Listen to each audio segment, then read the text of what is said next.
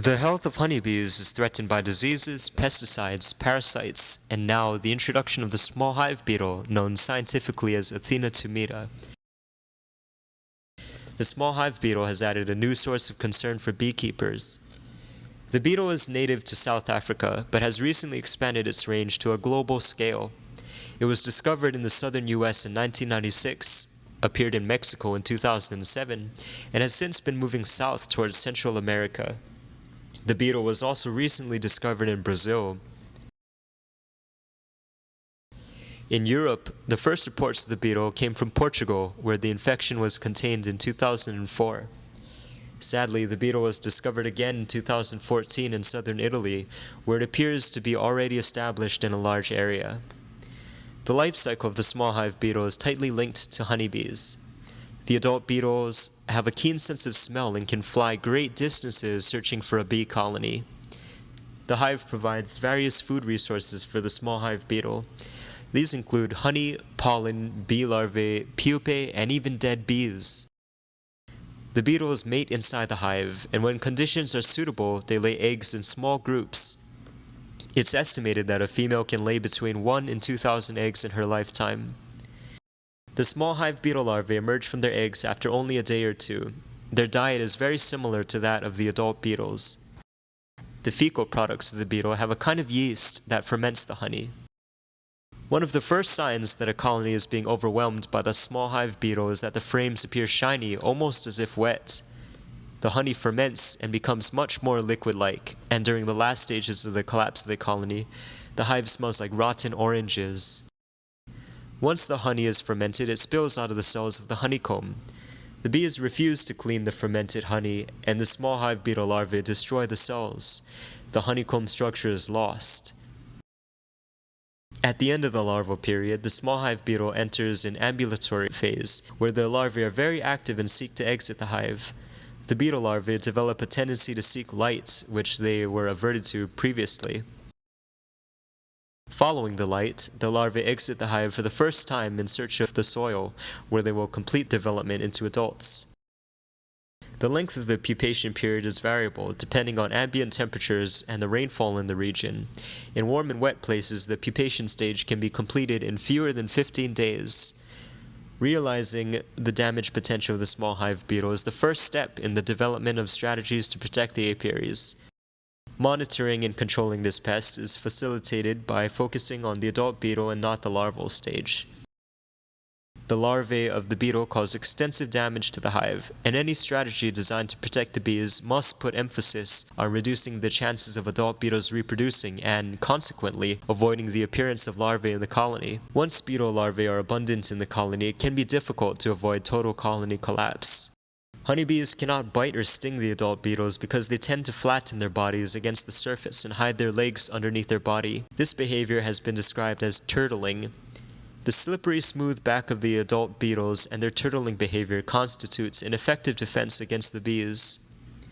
Nevertheless, the bees still chase and aggressively pursue the adult beetles inside the hive. These defensive bee behaviors can be very useful when using beetle traps to control their density. The bee density in each frame is higher near where the bee brood is. Represented in red, the density lowers farther away from that nucleus, the yellow areas of the diagram. When a hive has a large bee population, the bees will chase the adult beetles towards the top part of the structure. This behavior results in fewer beetles near the brood or the pollen.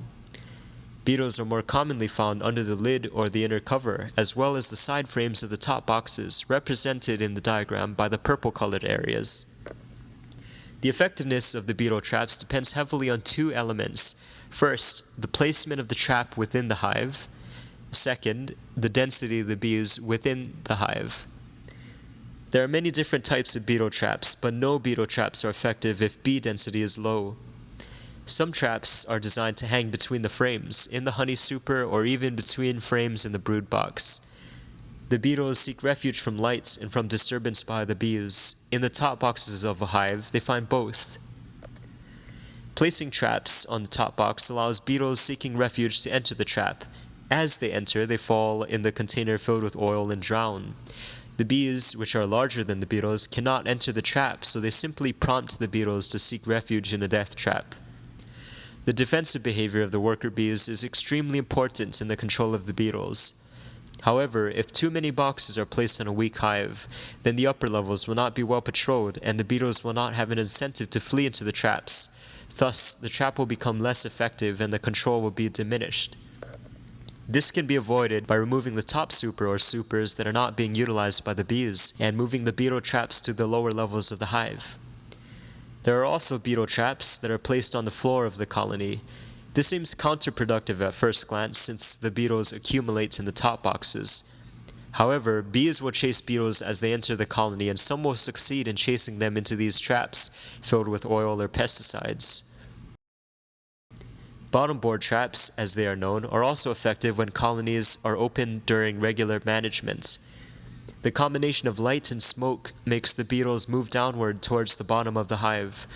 Beekeepers often find that inspection of the hive leads to an increased capture of small hive beetles in bottom traps. Independently of where the beetle traps are placed in the upper parts of the hive or on the bottom board, the effectiveness of the traps will depend on high bee density, traps placed in the correct areas, and reduction of unused boxes on weak colonies. Apis mellifera bees tend to create propolis jails for beetles. The adult bees corral the beetles in the corners of edges of the top box. These natural jails are not always effective and some bees even become confused and feed the beetle prisoners. The regular beekeeping maintenance and honey extraction damage the jails and release the beetles back into the hive. This does not imply that a beekeeper should shy away from working and monitoring their hive's health.